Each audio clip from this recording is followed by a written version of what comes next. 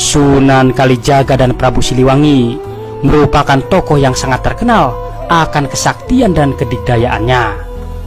Sunan Kalijaga sendiri memiliki karomah luar biasa yang tidak dimiliki oleh wali lain. Sedangkan Prabu Siliwangi juga memiliki senjata cukup kuat untuk mengalahkan semua musuh-musuhnya. Pertempuran yang terjadi antara Prabu Siliwangi dan Sunan Kalijaga merupakan salah satu lanjutan dari peperangan yang lebih dulu terjadi antara Prabu Siliwangi dengan Sunan Gunung Jati. Karena memang Prabu Siliwangi sendiri merupakan seorang yang ahli dalam menyusun strategi perang, maka bukan hal mudah untuk bisa mengalahkan Prabu Siliwangi dengan segala cara.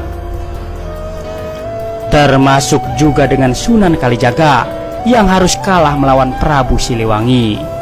Namun meskipun secara fisik memang Sunan Kalijaga kalah dengan Prabu Siliwangi, namun masih banyak cara lain yang kemudian digunakan Sunan Kalijaga untuk melawan Prabu Siliwangi.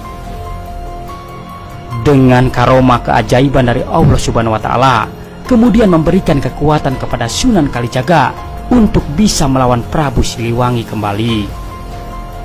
Setelah Sunan Kalijaga dan juga Sunan Gunung Jati berdoa dan juga meminta petunjuk kepada Allah Subhanahu wa Ta'ala, maka diutus kembali Sunan Kalijaga untuk bisa melawan Prabu Siliwangi sendiri. Ketika sudah sampai di istana, kemudian Sunan Kalijaga meminta bantuan dari Nyi Roro Kidul dengan meminta untuk dipinjamkan tombak yang akan digunakan untuk menghadapi Prabu Siliwangi.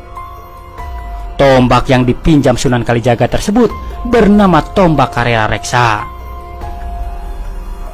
Dengan menggunakan tombak yang dipinjam dari Nyi Roro Kidul inilah yang kemudian membuat Sunan Kalijaga bisa menang menghadapi Prabu Siliwangi. Ini juga yang kemudian menjadi satu dari beberapa bagian penting cerita Prabu Siliwangi dan Nyi Roro Kidul yang banyak orang kenang, terutama untuk orang Jawa khususnya.